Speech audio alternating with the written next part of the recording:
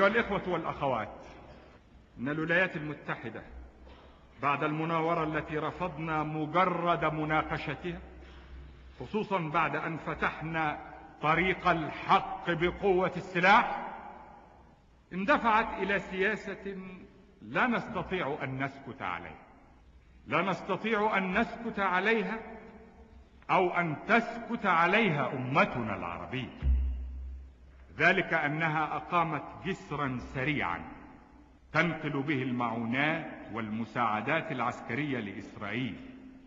لم يكفي الولايات المتحدة أن سلاحها هو الذي مكن إسرائيل من تعطيل كل محاولات الحل السلمي لأزمة الشرق الأوسط، فإذا هي الآن تتورط فيما هو أفدح وفيما هو أخطر في عواقبه.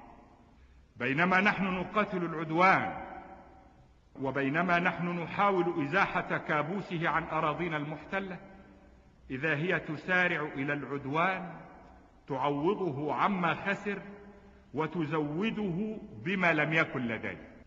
إن الولايات المتحدة تقيم جسرا بحريا وجويا تتدفق منه على إسرائيل دبابات جديدة وطائرات جديدة ومدافع جديدة وصواريخ جديدة وإلكترونات جديدة، ونحن نقول لهم إن هذا لن يخيفنا، ولكن عليكم وعلينا قبل أن تصل الأمور إلى نقطة لا عودة أن نسأل: إلى أين وإلى متى؟